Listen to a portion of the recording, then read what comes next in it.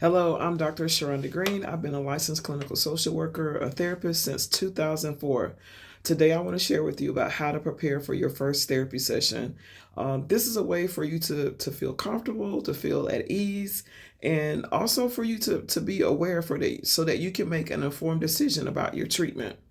So, before the therapy session, write down your goals. What do you hope to achieve in therapy? Identify your concerns. What are your issues or challenges that you're facing? Gather information and review your schedule and to make sure that you protect that therapy hour. Whatever time that you have your session, make sure that you are putting in protection so that you can get to your appointment on time, so that you can be in a space that you don't feel rushed. Typically, what happens is that you have received some type of intake paperwork, some documents, some forms about informed consent, about the practice, about insurance or self-pay if you're paying out of pocket. They've asked you to verify your demographic information. That's kind of the intake paperwork. Any type of documents that are requested or any outcome measures or assessments, having those done before your appointment is going to help to make your session go a little bit smoother. Because if those things aren't done, we as therapists, there's documents that you have to sign to say, yes, I consent to treatment. You understand how the practice is run. You understand how the center or counseling agency is run, and you know you've received full information about that.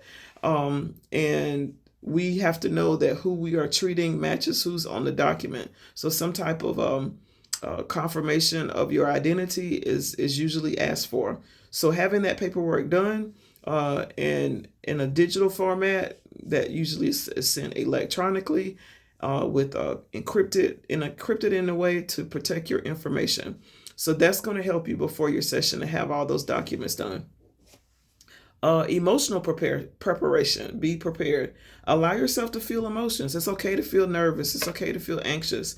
It's okay to practice like some self-care, like some relaxing activities before your appointment, like deep breathing and just some deep breathing and some meditation, like looking around you, like what do I smell? What do I see? What do I hear?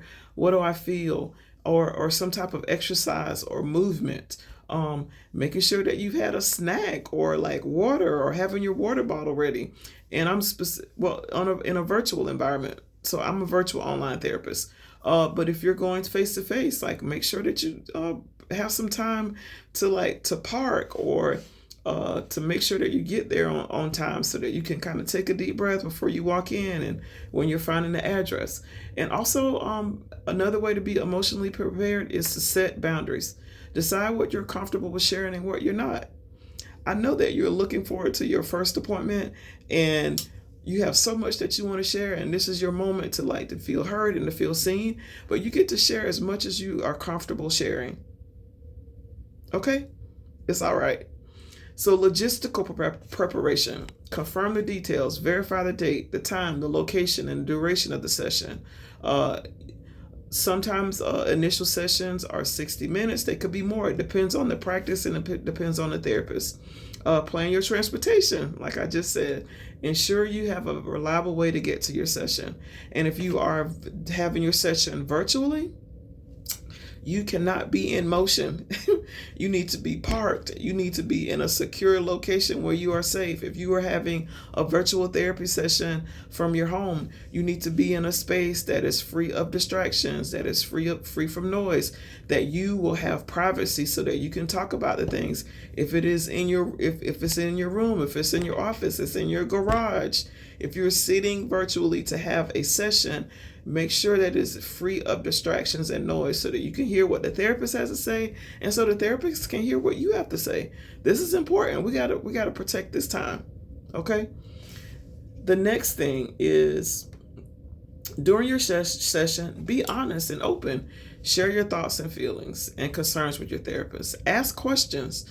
Clarify your doubts or your uncertainties, and also jot down information and points, insights that you gain through therapy. I think it's really amazing when sometimes my clients say, "Oh gosh, is it okay, Dr. Green, if I take notes?" Yeah, absolutely. You listen, take all the cliff notes. This is like important.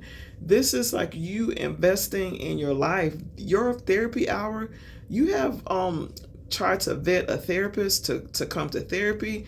You showing enthusiasm or not enthusiasm. There's no way, there's no perfect way to do this. But these are just some ways for you to feel prepared and for you to remember how important this is. And if you don't sometimes patients, clients, and I use that term interchangeably because I've been in a different practice settings. I've said consumer, patient, client.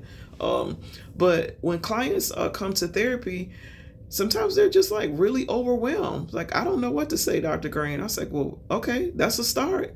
What would you like to say? Tell me about yourself. And so I understand that you're coming to meet a complete total stranger. You may have read about me. You may have looked at my YouTube videos. You may, whatever therapist that you decide to be with, but you got trust your gut, trust yourself.